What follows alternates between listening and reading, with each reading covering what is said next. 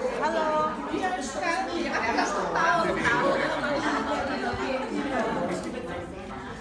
Lucu banget. Kalau orang-orang dulu ya masih bisa di aplikasinya dikasih terang gitu.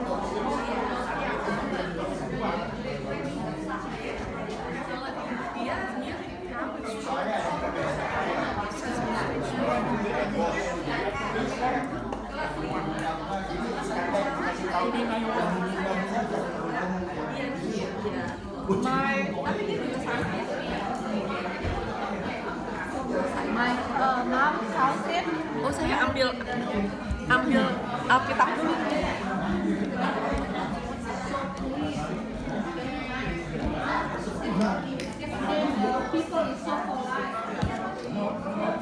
Oke, selamat siang saudara-saudara. Silakan kembali ke kursi masing-masing. Please return to your seats. We are going to start. Mari kita membuka Injil Yohanes pasal 2. Please turn your Bible to the Gospel of John chapter 2. Injil Yohanes pasal 2, the Gospel of John chapter 2. Kita membaca ayat 3 dan ayat 4. And we are going to read verse 3 and verse 4.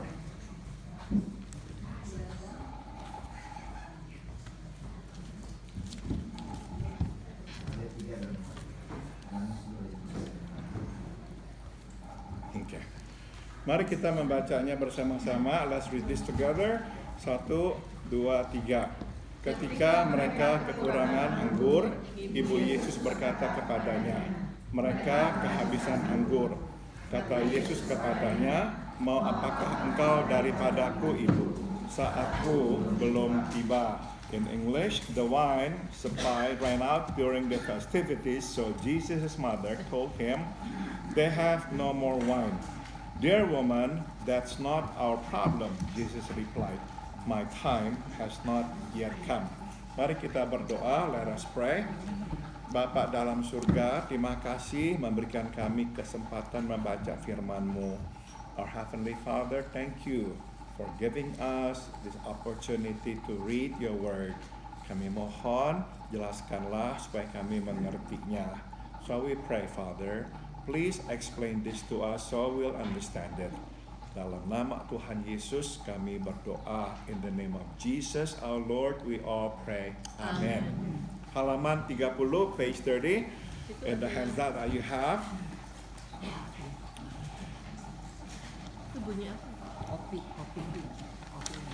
Oh, kopi. Dari ayat ini dapat diduga bahwa Maria, ibu Yesus adalah seorang kerabat. Tambahkan kata kerabat. Dari mempelai nikah. Ya, tambahkan kata kerabat. So from this verse, we can surmise that Mary, the mother of Jesus, was a relative of the bride or the groom. Itu sebab ia terlibat dan merasa bertanggung jawab mengurus persediaan makan dan minum di pesta pernikahan itu. Ya, we know that because she is so involved in the food and the beverages served in that wedding reception. Yang menarik adalah bukannya berembuk dengan keluarga mempelai. Maria langsung memberitahukan masalah habisnya anggur kepada Yesus. Tambahkan kata Yesus. What is interesting is that Mary did not actually go to the family and then ask them to deal with this problem that the wine ran out. Instead, Mary went straight to Jesus. Kita tidak tahu dengan pasti mengapa, namun dapat diduga bahwa besar kemungkinan Maria tidak melihat adanya jalan keluar. Of course, we don't know exactly why, because the Bible does not give us this information, but we can surmise most likely because Mary saw no way out. Pada masa itu, kebanyakan pesta pernikahan berlangsung selama berhari-hari, bahkan ada kalanya sampai seminggu. So at the time, when people get married, the reception would go for days. In fact, sometimes it went on for a week. Nah, mungkin anggur habis di tengah minggu sehingga tidak mungkin memperoleh tambahan anggur yang cukup, atau mereka tidak mempunyai uang untuk membeli anggur lagi. So maybe right in the middle of the week, they just ran out of wine and they could not get more supply of wine. Or they just ran out of money to buy wine. Apapun alasannya, tampaknya itulah situasi yang dihadapi, yaitu tidak ada jalan keluar. Tambahkan kata keluar. So whatever the reason was, that's the situation that Mary was facing, or that wedding party was facing. No way out. Dan itu pula alasan mengapa Maria datang kepada Yesus.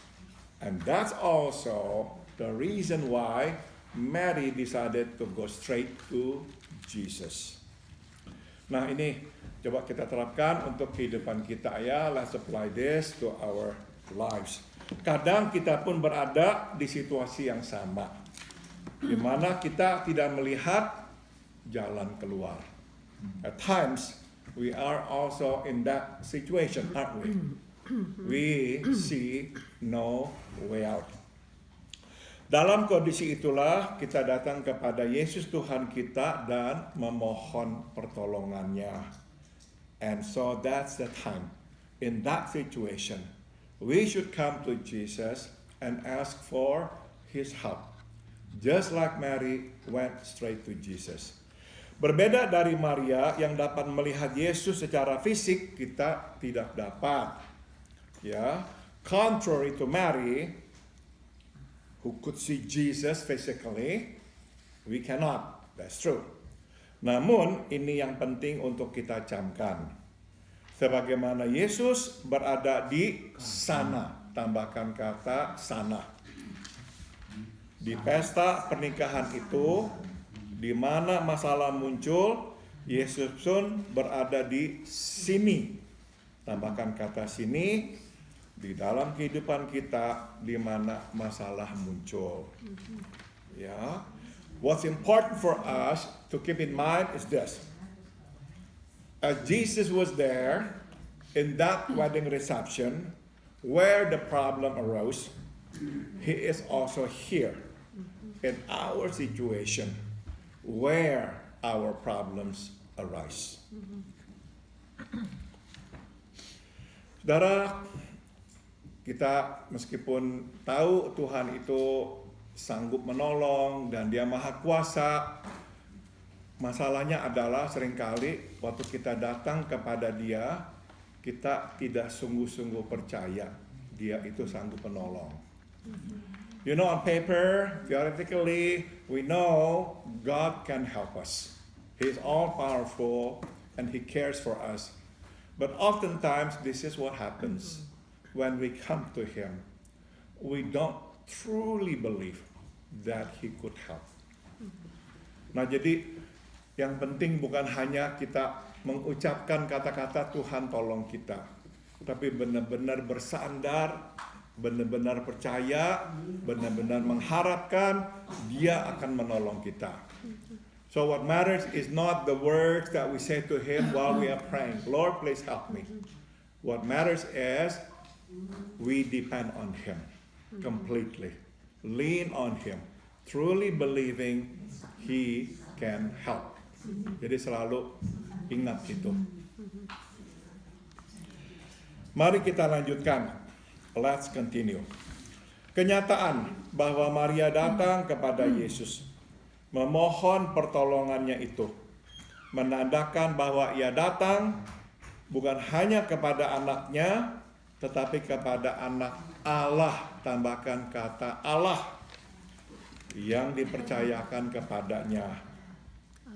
The fact that Mary went to Jesus and asked for his help shows that not only did she come to her son, but also to the Son of God that had been entrusted to her.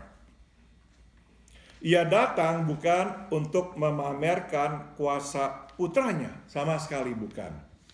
So she went to Jesus and asked for his help, not to show off his power, not at all. Dia datang kepada Yesus membawa persoalannya yang besar, tambahkan kata persoalannya. Sebagaimana ia datang kepada Tuhan Allah di dalam setiap persoalan hidupnya.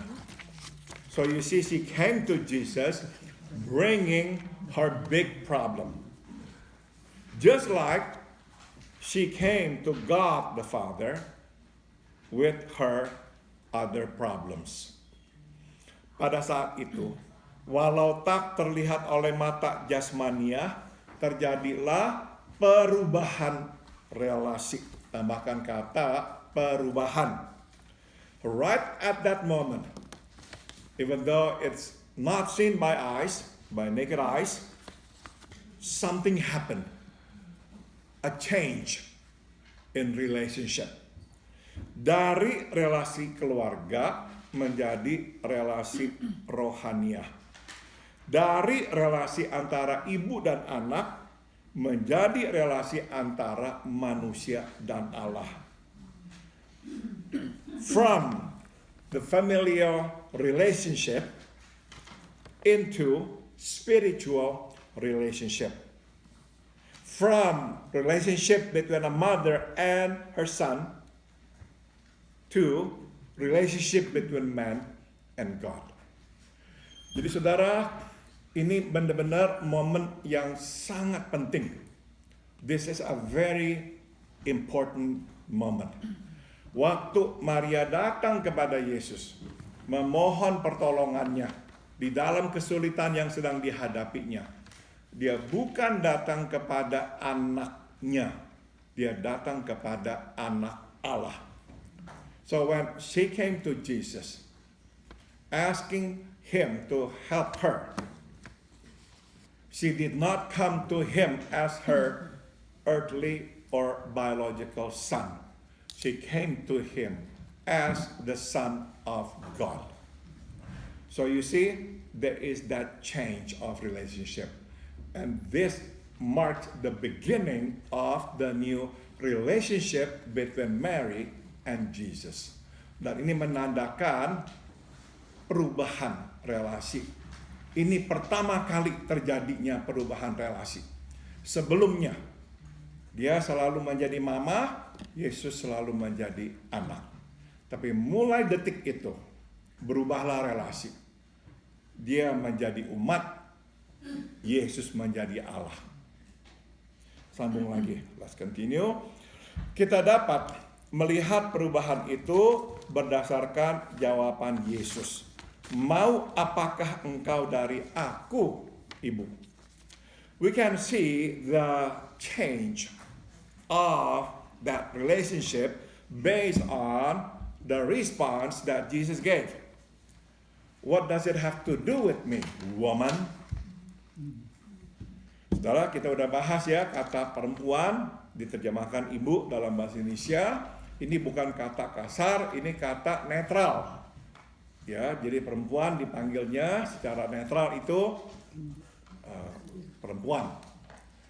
Jadi Yesus memisahkan dirinya dari relasi ibu dan anak, ya. Atau lebih tepatnya, hai perempuan, jawaban ini bukan jawaban kasar. Jawaban ini adalah jawaban yang umum digunakan oleh orang Yahudi saat itu untuk mengkomunikasikan penolakan. Tambahkan kata penolakan.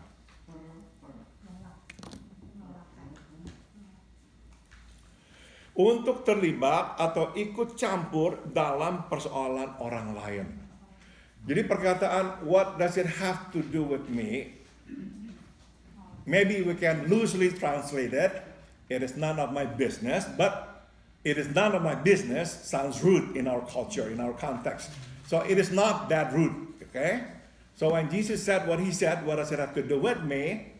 It is sort of like, it's not my business, but it is not as rude as it sounds today here. It's basically a refusal to get involved. Tapi itu penolakan. But still, it was a refusal. Sewaktu keluar dari mulut Yesus, jawaban itu melepaskannya, tambahkan kata melepaskannya, dari ikatan ibu dan anak dan menempatkannya di posisi anak Allah. Sang Mesias, di mana ia hanya akan bertindak sesuai dengan kehendak Bapaknya di surga, bukan kehendak ibunya di dunia. Tambahkan kata dunia. So when it came out of the mouth of Jesus, what does it have to do with me, woman? That response took him off, remove him from the bond, from the relationship between a son and his mother, and placed him in the position of the Son of God, the Messiah, where he would only act on the basis of his heavenly Father's will, not his earthly mother's will. Ngerti ya? Jadi jawaban itu melepaskan dia dari ikatan ibu anak di dunia, menempatkannya menjadi anak Allah yang hanya akan tunduk dan melakukan kehendak Bapa di surga, bukan kehendak ibu di dunia. Sambung, seringkali kita pun lupa. Sewaktu berdoa dan memohon sesuatu kepada Yesus, bahwa ia adalah anak Allah, dan bahwa ia hanya bertindak sesuai dengan kehendak Bapa di surga. Tambahkan kata Bapa. Often we forget when we pray and ask something from Jesus that he is the Son of God and that he will only act on the will of his heavenly Father. Dia mendengar doa kita, tapi dia tidak meluluskannya sesuai dengan kehendak kita. Tambahkan kata kita. So you see, he hears our prayer, but he does not grant our prayer in accordance to our will. He will only grant it to us in accordance to his Father's will. Bapa di sorga sayang kepada kita, tapi kadang ia harus mengambil keputusan yang berbeda. Tambahkan kata berbeda dari apa yang kita harapkan. Our Heavenly Father loves us, but at times he has to make decisions different from what we expect. Terimalah keputusannya, meski kita tidak mengerti alasannya. Tambahkan kata alasannya. So, accept his decision, even though we don't always understand the reason. Saudara, Tuhan bukannya jahat, tidak memberitahukan kita alasannya. But this is what we need to remember. When God does not tell us the reason why he said no to us, he's not telling us the reason, not because he is evil. Not because he wants to torture us. Dia nggak memberitahukan alasannya bukan karena dia ingin menyiksa kita. Bukan. Tapi memang dia tidak bisa memberitahukannya kepada kita.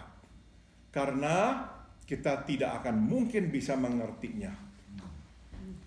He's not telling us because He knows we can never fully comprehend it.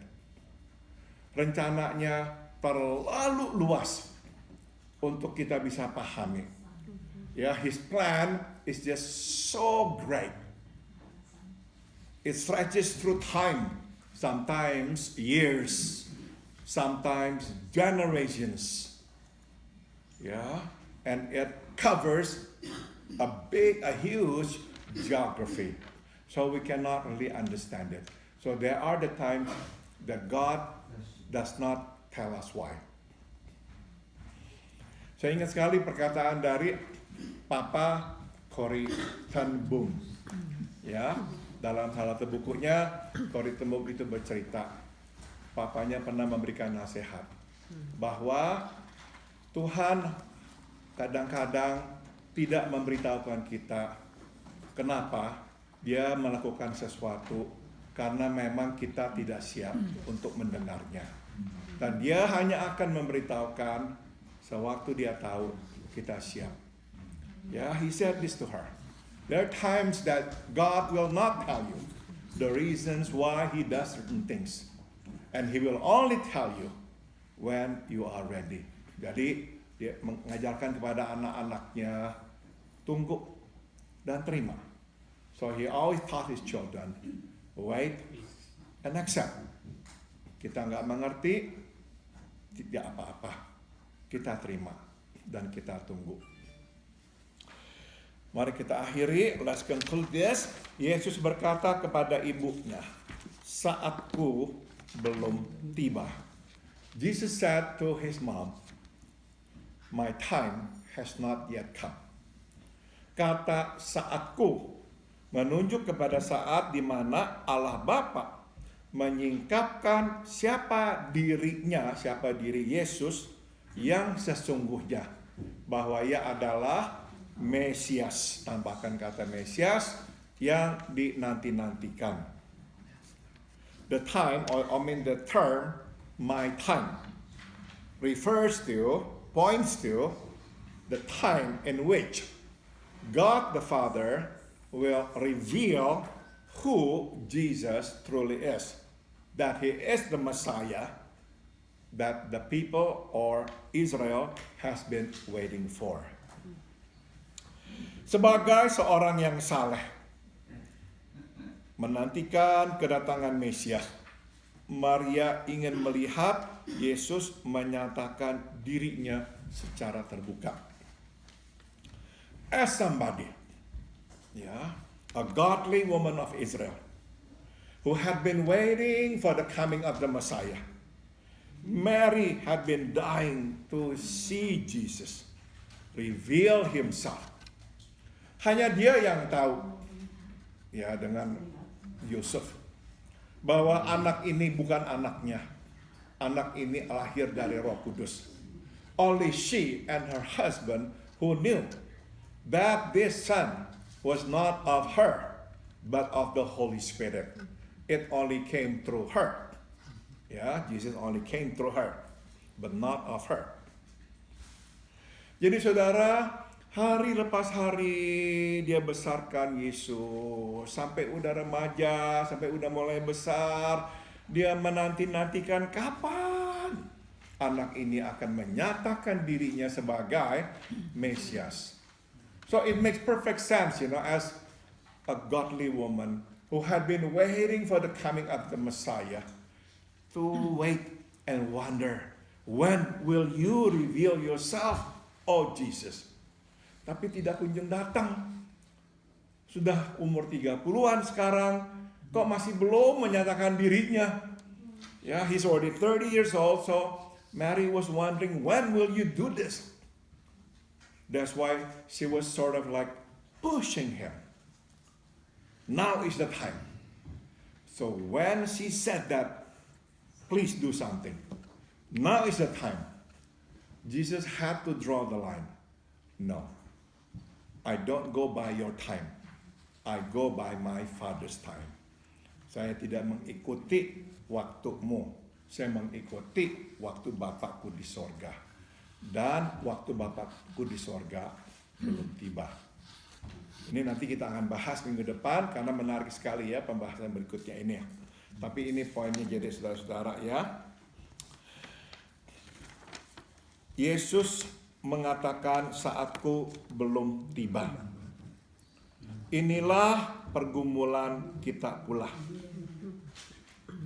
Ya. Kita pun ingin melihat Yesus menyatakan dirinya, kuasanya. Tapi ia berkata, saatku belum tiba. So here's the lesson that we want to take away with. It is our struggle, isn't it? We too want to see Jesus reveal himself, reveal his power. But he says to us, my time has not yet come. Saudara, masing-masing kita mungkin mempunyai sesuatu yang kita tengah tunggu-tunggu dari Tuhan. Perhaps every one of us has something that we are waiting from God to give to us. Inilah saatnya kita mengingat pelajaran ini dan percaya pada waktu Tuhan. So it's time for us to trust the time of God, not our time. Saya sudah selesai. Apakah ada yang mau tanya atau memberikan komentar? Silakan.